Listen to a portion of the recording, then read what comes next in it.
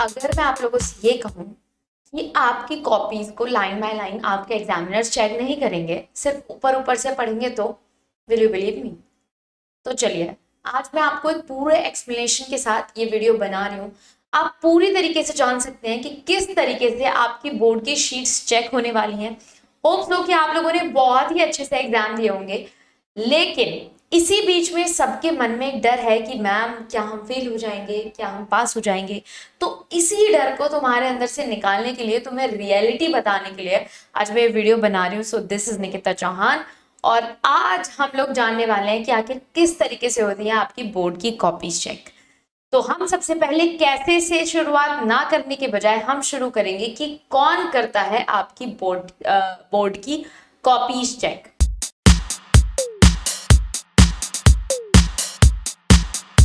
तो चलो मेरे साथ और हम देख लेते हैं कि कौन करता है आपकी बोर्ड की कॉपीज को चेक। और उससे पहले आप चैनल को like, share and subscribe guys जरूर कर दीजिएगा।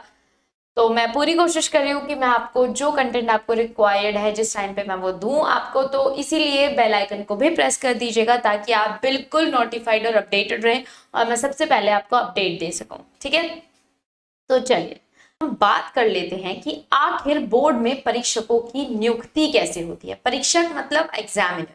तो बोर्ड एग्जाम खत्म होने के बाद आपकी कॉपी या फिर आपकी आंसर शीट्स को इवैल्यूएशन सेंटर ले जाया जाता है, जहां पर बोर्ड एग्जाम की कॉपी चेक करने के लिए एग्जामिनर्स को नियुक्त किया जाता है। वो एग्जामिनर्स और कोई नहीं होते बल्कि आप ही के स्कूल में पढ़ाने वाले बहुत सारे टीचर्स होते हैं। अधिकतर बोर्ड कॉपी चेक करने के लिए गवर्नमेंट टीचर्स को ही अपॉइंट किया जाता है। टीचर्स को कॉपी चेकिंग के लिए पैसे भी दिए जाते हैं। अब अगर मैं बात कर लूं, क्या आपकी आंसर शीट्स को पूरी तरह पढ़ा जाता है? तो अगर मैं बात करूं आपकी आंसर शीट्स की, तो आपकी आंसर शीट्स को पूरी तरह नहीं पढ़ा जाता। एग्जामिनर लाइन बाय लाइन आपकी आंसर शीट्स को नहीं पढ़ता। उसको जल्दी होती है क्योंकि उसको कहीं ना कहीं ज्यादा से ज्यादा आंसर शीट्स चेक करनी होती हैं, क्योंकि जितनी ज्यादा आंसर शीट्स वो चेक करते हैं उतनी ज्यादा उनको पैसे मिलते हैं। तो इसीलिए वो आपकी आंसर शीट्स को लाइन बाय लाइन अगर पढ़ेंगे तो it will be impossible for the examiner कि आपकी कॉपी को वो पूरे दिन में भी चेक कर पाए। सेकंड पॉइंट जो हमारे पास आता है वो ये है कि बोर्ड की कॉपी चेक करने पर कितने पैसे मिलते हैं। तो भाई बोर्ड की एक कॉपी चेक करने पर 10 से 20 रुपए मिलते हैं। उसी हिसाब से एग्जामिनर कोशिश करते हैं कि दिन में 50 कॉपी तो कम से कम चेक कर पाए। 50 कॉपी का एक बंडल होता है जो खत्म होने के बाद ही उनको दूसरा बंडल मिलता है। अगर मैं आपके थर्ड पॉइंट की बात कर लूं, तो बोर्ड में गाने, शायरी या अन्य शब्द लिखने पर क्या असर पड़ता है।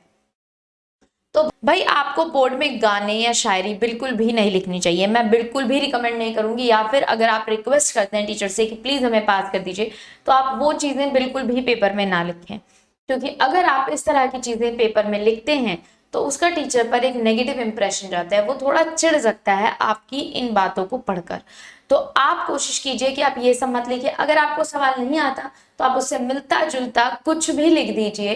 टीचर उसको बहुत बार हो सकता है कि वो जल्दी जल्दी में स्किप कर जाए, लेकिन अगर आपने गाने या ऐसी बातें लिखी हैं तो टीचर उसको कभी भी स्किप नहीं कर पाता। वो स्पेशली पढ़ता है, फिर वो आपको उस पर नंबर भी नहीं देता है। ठीक है, सेकेंड चीज बात कर लें तो टीचर्स नहीं करना चाहते आपको फेल। तो चौथा पॉइंट हमारा यही है, भाई टीचर्स कभी भी नहीं चाहते कि आप लोग फेल हो। एग्जामिनर्स वहां आपको पास करने के लिए बैठे हैं, लेकिन उसके लिए इंपॉर्टेंट है कि आपने कॉपी में कुछ तो लिखा हो। तो इसीलिए मैंने हमेशा आपको कहा है कि अगर आप कॉपी में कुछ भी खाली नहीं छोड़ करके आए हैं तो आप पास हो जाएंगे। अगर ऐसा रहा है कि आपने अपने कॉपी बिल्कुल ब्लैंक छोड़ दी है तो आपको फेल होने से कोई नहीं बचा सकता।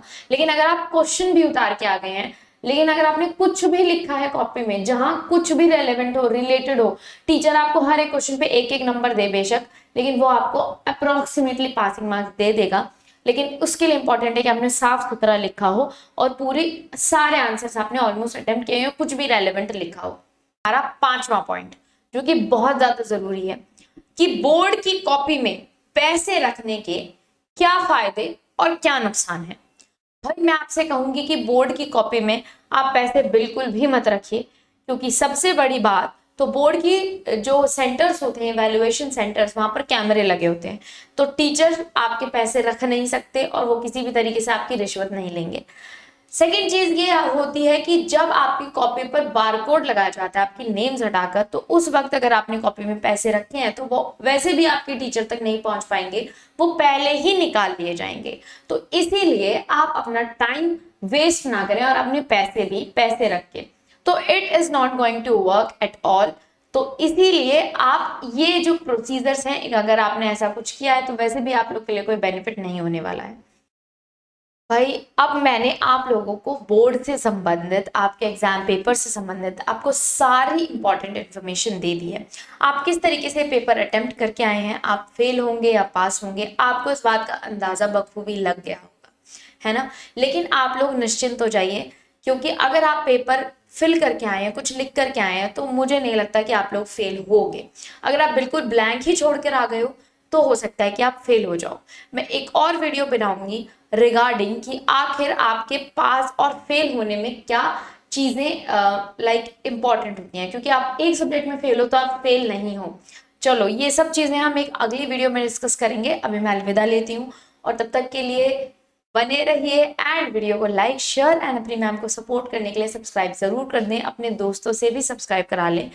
Tata, bye bye, see you, God bless you all and love you all.